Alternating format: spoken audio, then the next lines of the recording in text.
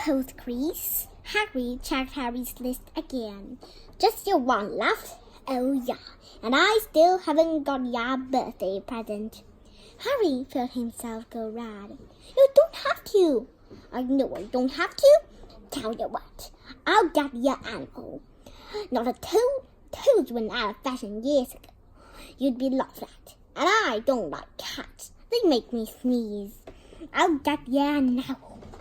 All the kids want owls. They're that useful. Carry your pose and everything. 20 minutes later, they left Irop's Owl Imperium, which had been dark and full of rustling and flickering jewel-bright eyes. Harry now carried a large cage which held a beautiful snowy owl. Fuzz slipped with her head under her wing. He couldn't stop stammering his thanks, sounding just like Professor Quirrell. Don't mention it, said Harry gruffly. Don't expect you've had a lot of presents from them Dursleys. It's just Ollivanders left now. Only place for wands. Ollivanders, and you gotta have the best one. A magic wand. This was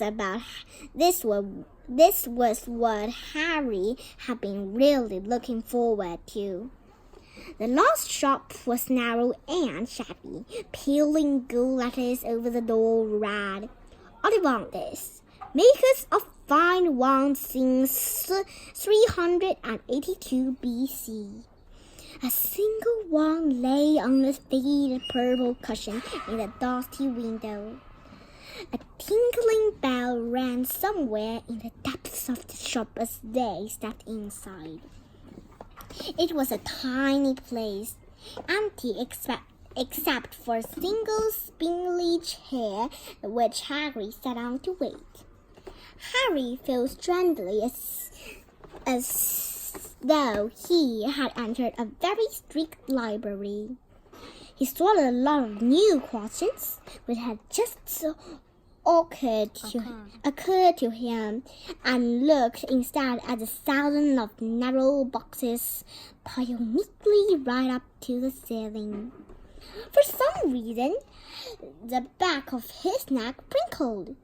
The very dust and silence in here seemed to tinkle with some secret magic.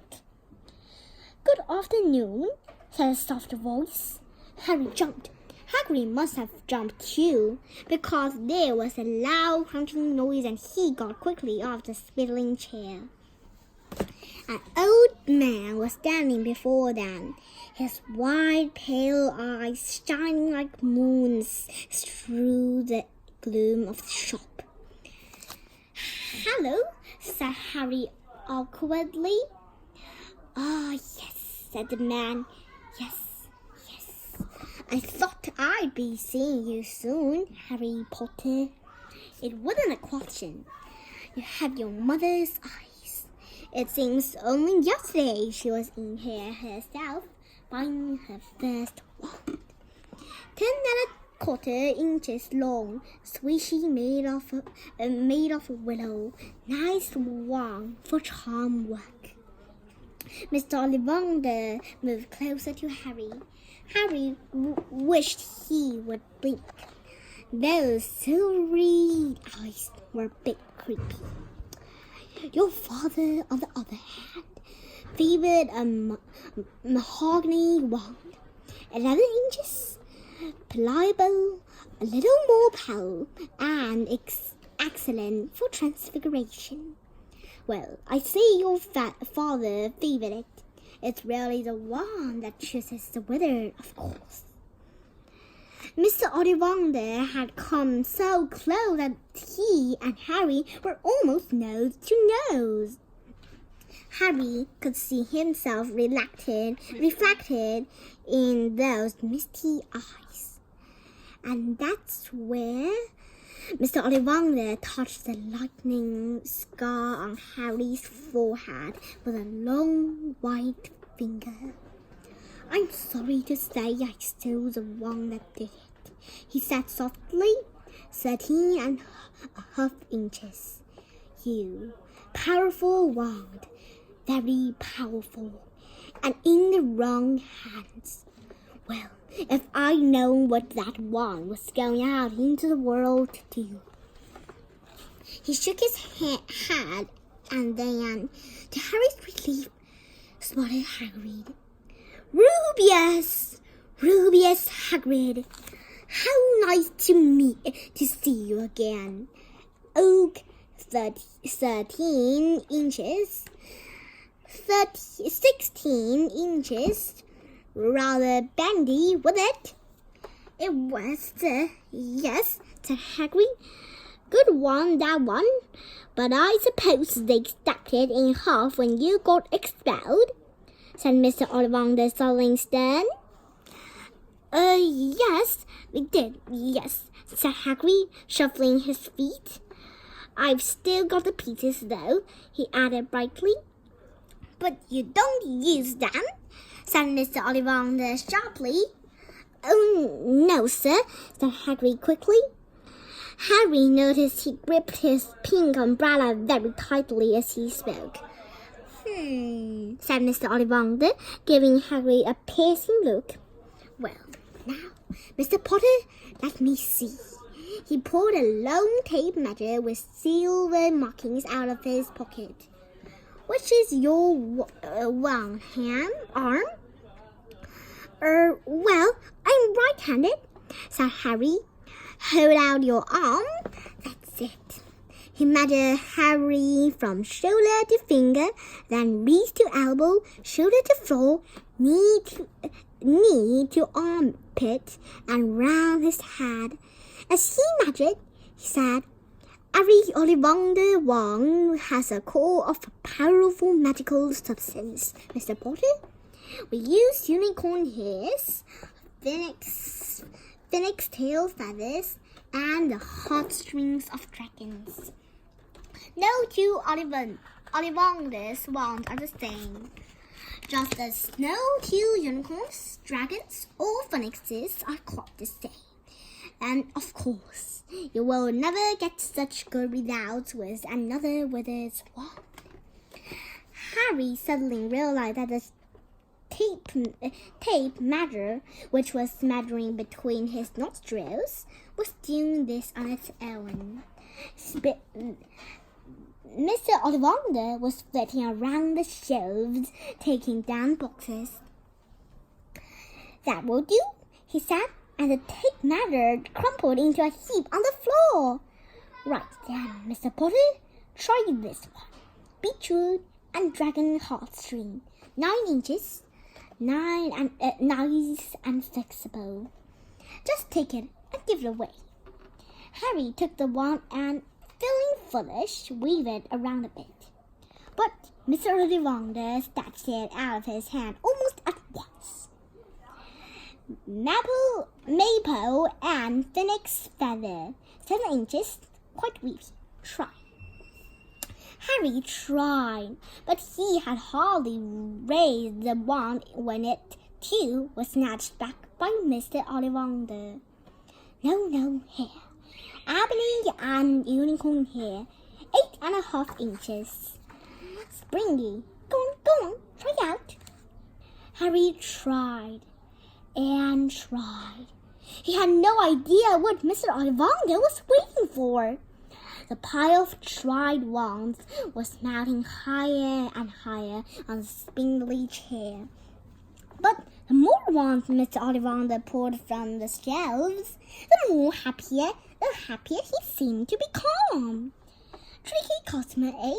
Not to worry, we'll find the perfect match here somewhere. I wonder. Now, yes, why not? Unusual combination.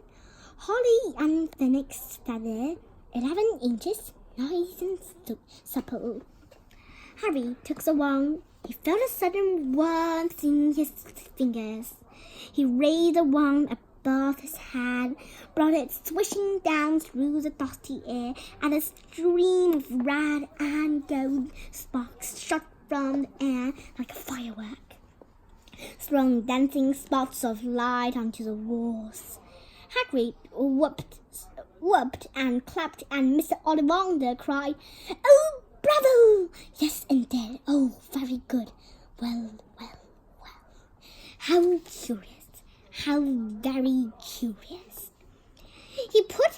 his wand back into its box and wrapped it in brown paper, still muttering, "Curious, curious." "Sorry," said Harry, "but what's curious?" Mr. Ollivander fixed Harry with his pale stare. "I remembered every one I've ever sold, Mr. Potter, every single one. It so happens that the phoenix whose tail feather is in your wand gave another feather, just one other. It is very curious indeed that you should be destined for this one when its brother, why, its brother gave you that scar." Harry swallowed. "Yes, 13.5 inches. You, curious indeed how these things happen. The wand chooses the withers. Remember, I think we must expect great things from you, Mr. Potter. After all, he who must not be known did great things. Terrible, yes, but great." Harry shivered. He wasn't sure he liked Mr. Ollivander too much. He paid 7 gold galleons for his wand, and Mr. Ollivander bowed them from his shop. The late afternoon sun hung low in the sky as Harry and Hagrid made their way back down that Diagon Alley, back through the wall, back through the leaky cauldron, now empty. Harry didn't speak at all as they walked down the road. He didn't even notice how much people were galloping at them on the underground, laden as they were with all their funny-shaped packages. With a slipping snowy owl on Harry's lap, up another escalator, out into Paddington Station. Harry only realized where they were when Hagrid tapped him on the shoulder. "Got time for a bite to eat before your train lifts," he said. He bought Harry a hamburger and they sat down on plastic seats to eat them. Harry kept looking around. Everything looked so strange somehow. "You all right, Harry? You're very quiet," said Hagrid. Harry wasn't sure he could explain. He just had the best birthday of his life. And yet he chewed his hamburger, trying to find the words. "Everyone thinks I'm special," he said at last. "All those people in the leaky cauldron, Professor Quirrell, Mr. Ollivander, but I don't know anything about that at all. How can they accept great things? I'm famous and I can't even remember what I'm famous for. I don't know what happened the night my parents died." Hagrid leaned across the table behind the wild beard and eyebrows. He wore a very kind smile. "Don't you worry, Harry. You'll learn fast enough. Everyone starts at the beginning at Hogwarts.